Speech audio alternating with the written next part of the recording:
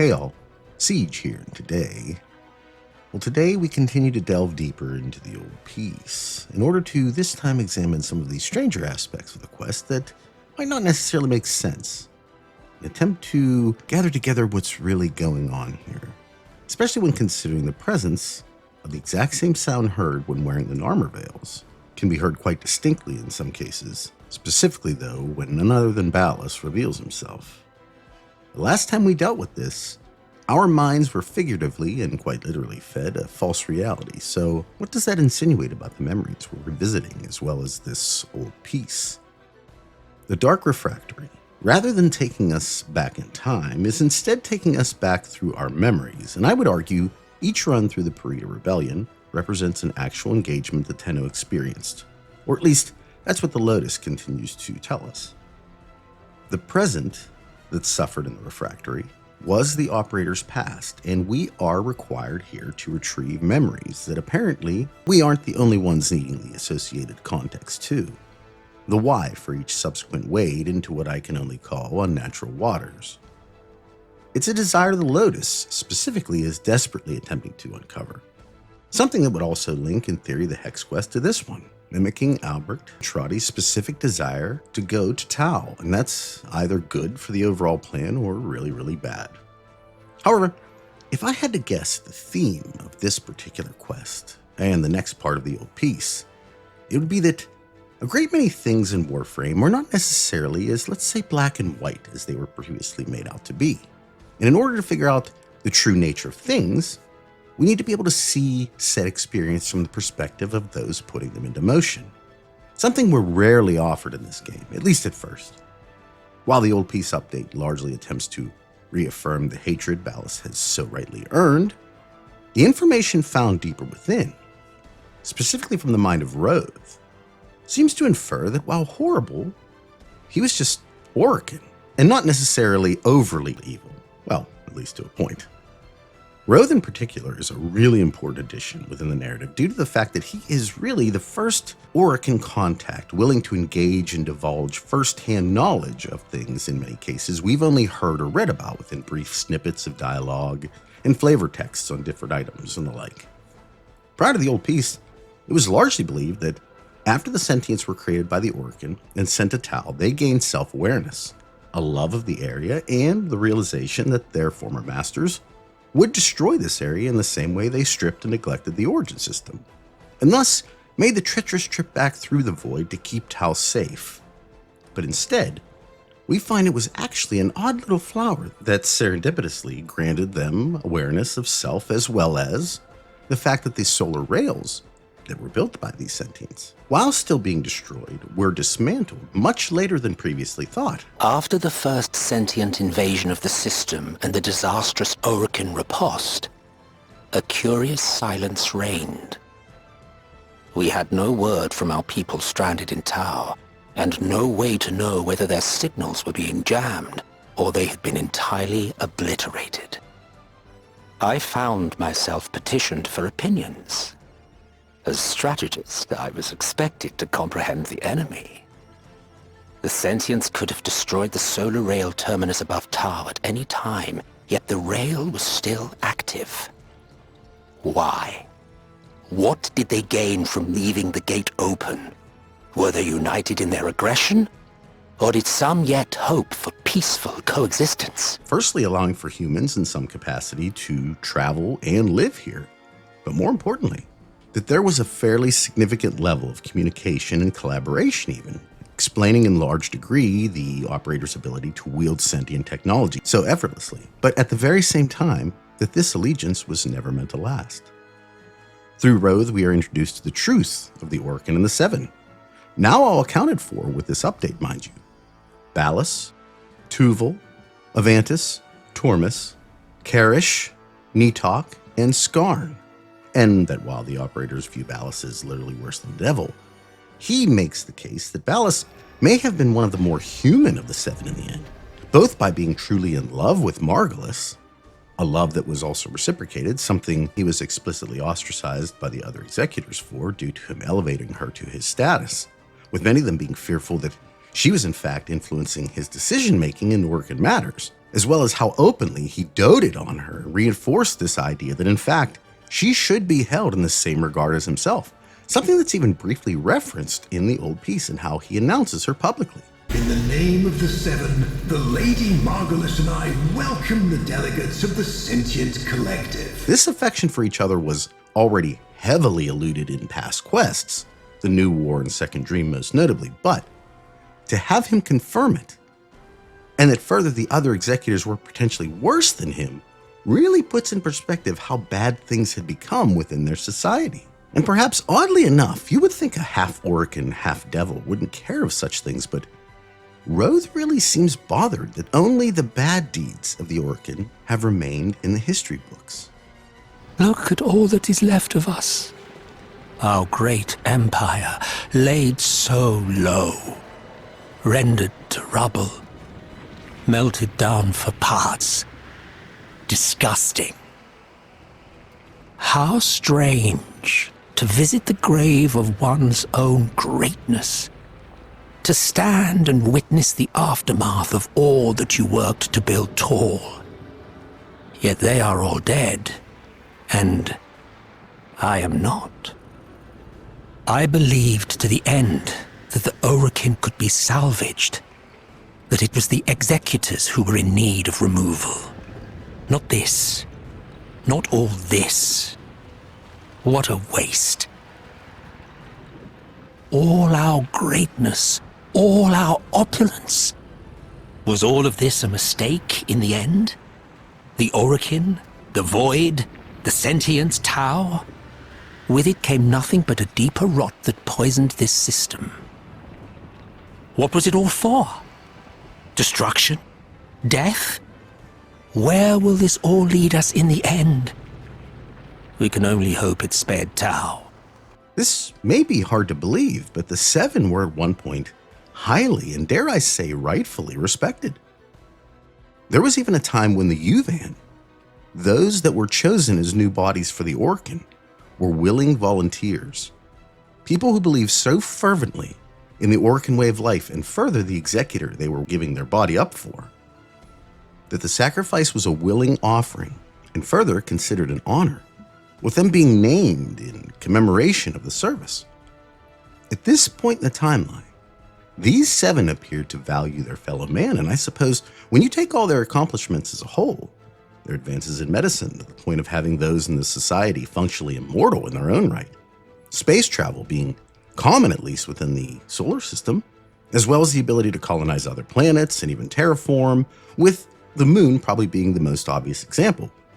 But an additionally odd little detail for such ruthless individuals, for all that have been paying attention, is that art and music were held in the absolute highest regard, with music playing a very substantial role even within their own technology, and with their art being instantly recognizable as Orokin in many different places within the Sol system. And now those that have made their way out as well, for as evil as they are and are rightly depicted, their visual and artistic beauty, I believe, can actually be felt, a legitimate visceral aspect of who they define themselves as. Even in a derelict state, it's pretty obvious when traversing Orokin halls. To me at least, I see a society that at one point, a large majority of their population believed, unequivocally, in the righteous concept of the Orokin. So much so that they were, in many cases, willing to die for them. And if you believe Roathe's description of things, thought themselves that their death was not only in service of their fellow man, but to the belief that they had in these executors that they must live on, so that the society they loved would continue to be governed in the exact same way that it had been when they volunteered. One can call it many things, but if it's true there was no form of induced or even forced indoctrination at play here, as Roathe alludes, then that is a really powerful belief in a leader or leadership. And I think if there is a sin above all that the Orokin are most guilty of, it's ambition.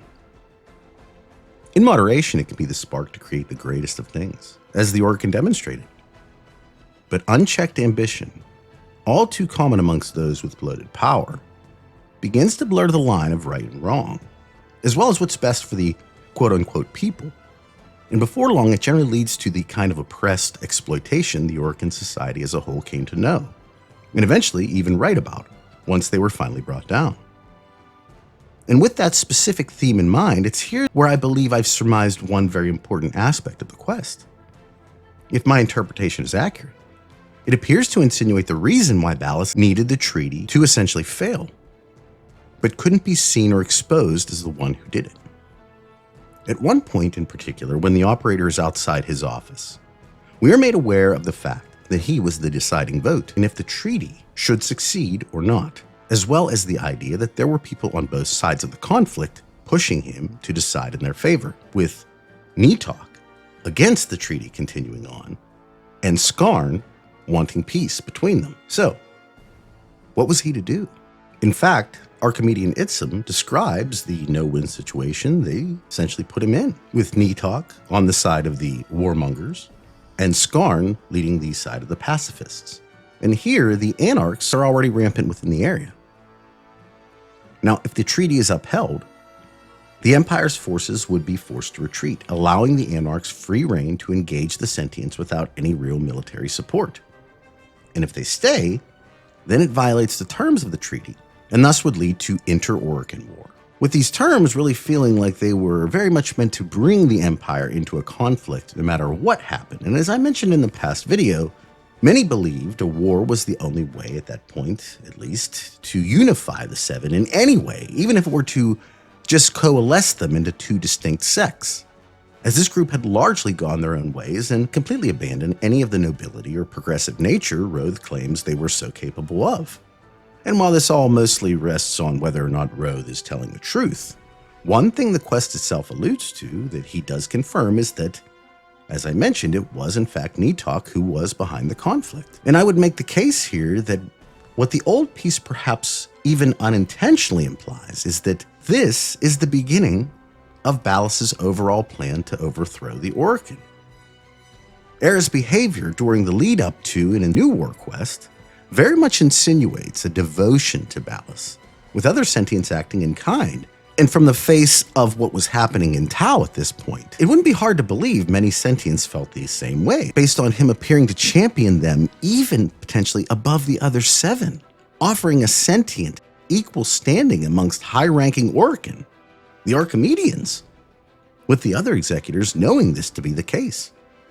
And I would put this decision largely with Margulis, as if one was paying attention during the quest, they can see a very early missable interaction. I trust Itzam over the Orokin. Have him report to me daily. Showing her speaking to someone about how much she trusts Itzam, but this again speaks to how much he's willing to do for her. And in this case, their collaboration presents him an opportunity, one that we are curiously shut out from. But if at some point we come to find Itzam somehow survived the blast and this was all part of the plan, let me just say now I wouldn't be surprised. Regardless, with the World Seeders having the ability to annihilate the self-awareness of the sentients with the input of a few simple codes, taken in conjunction with the no-win situation presented to the sentients already, their elimination was essentially baked into every scenario that kept the Seven in power. And if the Anarchs were successful, the sentients would be reduced to nothing more than machinery once again. If I had to guess, I would think Ballas, even at this point, knew Margulis had already chosen the children over him, but was maybe even using this to sever their tie. Unfortunately, and perhaps even surprising to him, instead, she chose them over life. And I believe the reality of this, of everything, all at once, pushed him to the edge. Ever dread a terrible thing, and even make a plan to keep it from happening, only for said thing to happen all the same? If you have, you probably understand completely the difference between thinking a bad situation might be happening and having to live with it actually occurring. And I really do trust that the plan to overthrow the Orokin and live with the sentients was founded during the old peace, if for no other reason than it would appear the Lady Margulis and himself were already thought of there as royalty, with Margulis in particular having what very much seems to be a strong relationship with the sentients, more so than even her own people at that point. The only thing Ballas couldn't control, like always, was her. And when they forced him to put her to death, It added an excessive insult to the injury of having to lose the love of his life in a time when this level of devotion to one person, especially one that wasn't a member of the Seven, was unheard of. And I would wager to some, blasphemy even.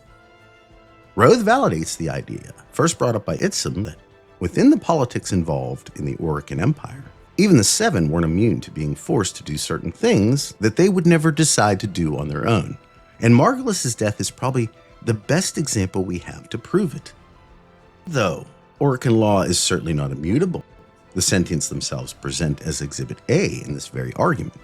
So the idea that the operators and sentients, having to die due to a kind of staged conflict, or be imprisoned in some way, at least in the eyes of the Orokin, being transferred to Margulis in its entirety, and then that verdict not only being unchangeable, but also having the executor, who's in a very public relationship, have to put his own consort to death, seems like an overly brutal punishment, and I think a message that he needs to, above all things, remember his place. What's perhaps even more interesting to consider is what would have happened had Nitokh's plan, one that Roathe, a master strategist, well, self-proclaimed, but nonetheless one that he had himself pressed his own seal upon, actually come to fruition. In theory, while having the same overall effect of Ballas' insurrectional design, it would have succeeded much faster than both he and Hun Hao ever dreamed. While I don't believe it would have come at the cost of the sentients entirely, it would have taken their self-awareness, and thus either they would have been destroyed or turned into nothing more than Nitokh's servants, eliminating the rest of the Seven and beginning again, this time with a new vision.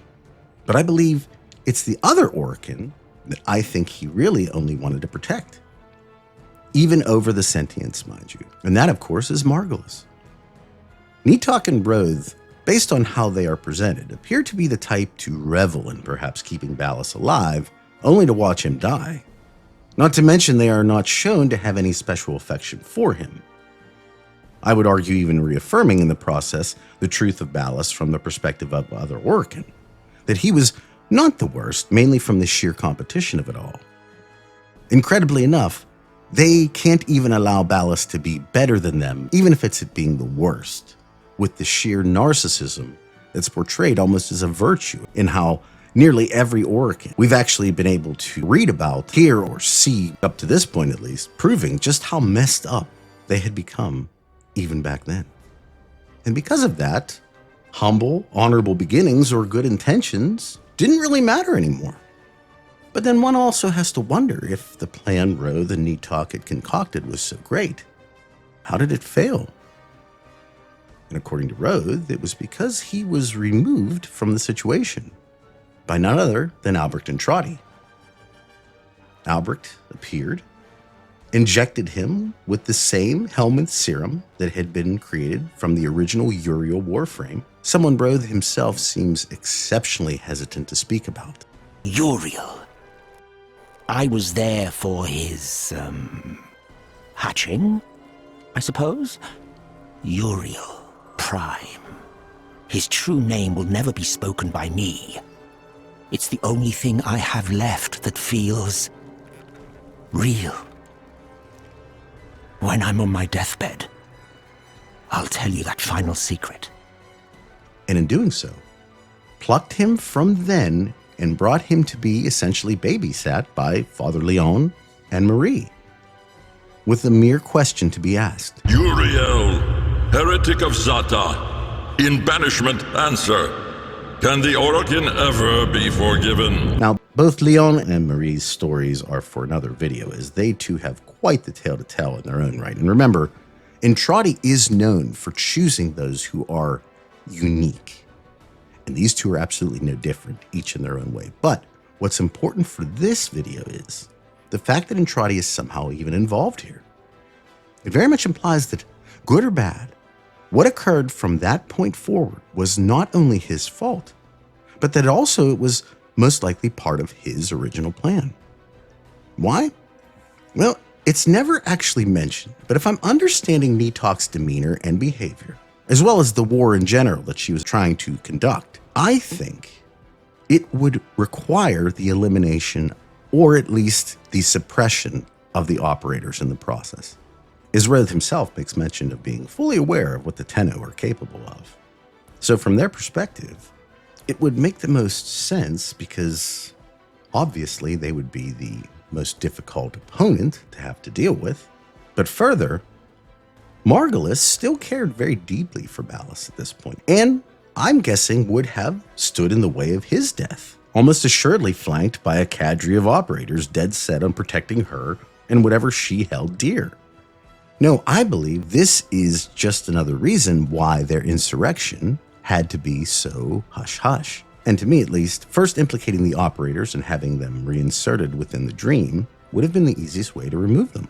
Maybe even kill them in some manner, effectively taking Ballas' advantage away and making his demise a whole lot easier. Now, hearkening back to Entradi's plan as denoted in the Palm 2, he specifically requires the operator, and in that would be heavily invested in their survival, so much so that he may have stepped in, literally, bringing the actual Warframe timeline we know of into play. At this point, I believe we really can question the certainty of this being the first time any of this happened.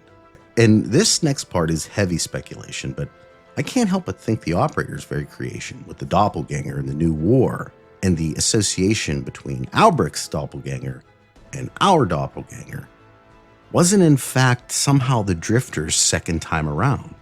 The first leading to his creation of Duviri, and perhaps when they eventually met there, Alberic and himself. And that, in some way, Alberic's doppelganger was the one responsible for the scene we experience in the New War, either by himself somehow, or the others essentially just thinking exactly in the same way he would. In the end, no matter what the indifference turns out to be, some aspect of it is heavily influenced by Alberic Entradi and his personality. Of this, I believe there's no debate anymore. The question is, just how similar are they? And if what makes them different is worth saving in the end. But I think the very appearance of Entradi here, having already visited 1999 and 1899, and who knows what other variable 99 years, implies all of this to be just another trip into the past to enact some level of change in order to serve an ultimate goal. I will repair what I have broken, no more, no less. The scales must balance, and in such a monstrous penitence as this, I shall take no heed of the dust that may fall upon them on either side. The dust of petty lives. A goal that may have even become just as high on the Lotus's list of priorities as well, being that finding Entradi has now become paramount in her own scheme. But is this desire her own, or just another time the Lotus has been controlled by somebody else? It's obviously not the first time, and this is just another black and white scenario that continues to get more gray. The fact that we really don't know whose side she's on, and further what her ultimate goal is in the end. Even displaying some really odd behavior for someone who has risked so much of herself for the operator in the past. As lest we forget in the same breath, she's actively attacked the operator and the Drifter. But more than that, flat out revealed her intentions in Lotus Eaters. Remembering how Hun Hao himself warned us very succinctly. But hear me, even if I help you, even if by some miracle you succeed, she will not be the same. Even for us, death leaves a mark. Do you understand? What did he mean by that? Because if this is what he was describing, then I wonder if other sentients, ones who were believed to have already died. On Lua, the Lotus, I attacked you. You remember? You died. You don't remember everything then. Yes, your aphids wounded me, and our forces were depleting fast. I knew I had failed. Failed you, my sister. Failed our family.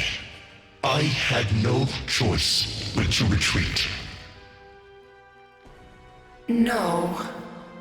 You were destroyed. The Tenno made sure of that. Have themselves had a similar experience. It actually makes you question a lot about death in the Warframe universe in general.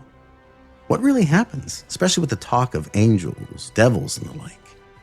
Do they meet some entity like Sol or Lua? Nothing at all? Or something much darker? And while I personally do not subscribe to the idea, Roathe seems to believe that the indifference is nothing more than unchecked conceptual embodiment, becoming manifestations of the things those the Void came into contact with feared most, with exceptions in cases where the subject was in fact able to keep their emotions about them. Personally, I'm not convinced, mostly due to the aforementioned operator's deal. Again, provided what we are shown in the new war is accurate, of course, because to me it would seem our Tenno is very much in control of themselves at that point, something I've actually mentioned numerous times in the past, that they are overly composed in the scene, where the others in the room are very much not, making them unique. But what doesn't make sense is a vision of themselves offering a deal and essentially superpowers. At this point, there's really no pretense for it. We don't see drawings of superheroes or anything of that sort. Rather, more so images of space, Orokin culture, and many objects we end up finding in Duviri. Something that meshes exactly with the Drifter's reality. And it's this thing that makes this interaction odd. Not necessarily being created from some extreme emotional state. At least not one that we're shown. Instead, we get all the powers that Entradi needs to enact his plan. Transference in particular. Being able to do so much already, but also being essentially form fit for the vessels that he has put so much stock into. I believe it would almost be prudent to ask at this point, what came first? His plan or our powers? But let's for a second entertain the thought that Roathe is in fact right. With what we've seen of the potential of void creations, the idea that something so prevalent with the Origin system is able to create God-level manifestations is in itself horrifying, and I can't help but wonder if Leon and Marie's presence here, in part, at least, isn't tied to a kind of hope that given the proximity to so much of Alberic's void shenaniganery, that he isn't trying to elicit that exact response. Entradi, under the name of Cardinal Dimanche, became a legitimate member of the clergy for over 3 years, according, at least to Leon, adhering to every one of their traditions verbatim. To me, this gives the mark of a man searching for something, answers, but answers that just perhaps never came. If this Sol and Lua exist, the way they are depicted, in my opinion, is antithetical to what he offered. However, he's looking at this almost like another deal, if you will. I'll follow your rules, and then you help me with the indifference. And I believe Leon and Marie would tell you that Sol and Lua don't necessarily function in that way. And I think he too may have come to understand that very thing. But also that if he couldn't, quote unquote, believe Sol and Lua were real, then maybe others could. To him, God's in name only, that through conceptual embodiment would become real, based upon the exceptional faith and devotion the pair both describe in some way literally every time you visit them. Ones who felt they were shielded by these very deities might very well pray to them, or even envision one or both of them walking with them as they encountered the void for the first time. And if so, based on Roathe's concept, Sol and Lua could in fact be created and made real right here. Now, would they counter or instead join the god-level being Albrecht has supposedly conjured and continued to fuel? It's really tough to say, especially considering all of them would be essentially made of the same stuff, or at least would have been born of the void. But given what we've seen it do already, I'm not sure it matters anymore. Making one's way down the Descendia will reveal, at least from Roathe's perspective, that one of the greatest aspects of the void is its ability to create rooms. While tongue-in-cheek in nature, it's true. The void has precisely replicated Alberic's original labs in an instant. Duviri was made An entire world built from a children's book. And the Descendia, well, if nothing else, its visuals unquestionably depict what I would say is the generally accepted appearance of hell itself. While not specified whether this idea of hell came from the pages of a book and thus the human imagination, or somehow from a glimpse of the real hell in Warframe, I have to believe that if the Tau we visit through the Dark Refractory is or was real, and Duviri is every bit the same, at least now, like I said, I don't think it matters anymore if these things were or were not real before. They very much appear to be real now, and it makes one question what other locations Albrecht and Trotty still has hidden away. Remember, while one of the doors into the Sanctum Anatomica has been opened, there remains a second still we've not seen unsealed. Not yet, at least. But if you're looking for something to really ponder, ask yourself this. Who's making the decisions on where and when we need to go within the refractory? Is it the Lotus? Does Lloyd have some kind of control over this, as he seems to at least understand how the Dark Refractory works? I ask this because, as mentioned at the start, the sound of the Narmer Veils can be often heard while under those waters, and given how they were used in the past and by who, I question who is really in charge around here, and more importantly, who they claim allegiance to. Because I just can't help but feel that we are being manipulated into our current actions. Maybe by entities that they themselves don't even know they are corrupted. Everything within this quest has so much familiarity to it. The question now is, amongst all of them, how do we spot the liars? That's the rub, though, isn't it? With that being said, I hope you enjoyed today's video and it got you thinking about how in Warframe nothing is ever truly black and white, with perspective being a major factor even in what's considered right and wrong. Do you find yourself in agreement with Entrati and his tactics? Or do you feel something is not quite right with him, as well as perhaps others in the Sanctum? As always, I'd like to thank the channel's members. I can't tell you how appreciative I am of your support, but also just feel really blessed to know you value my content enough to help out as much as you do. And for that, I am eternally grateful. Also, can't forget my longtime channel support in G Fuel, a product I still use to this day, and for this video, as a matter of fact. Given its longevity on the market, I believe that in itself speaks to its actual effectiveness and preference among many who, like myself, need a bit of a mental boost at times. So thank you to both again. And I just want to thank one more group. That's to all of you that tune in each time I put out a new video. I really, really appreciate you. The channel wouldn't be anything without you, so thank you from the bottom of my heart. And at any rate, I hope you all have a wonderful day today, a wonderful rest of your week, and I'll talk at you all in the next one. Take care, everybody.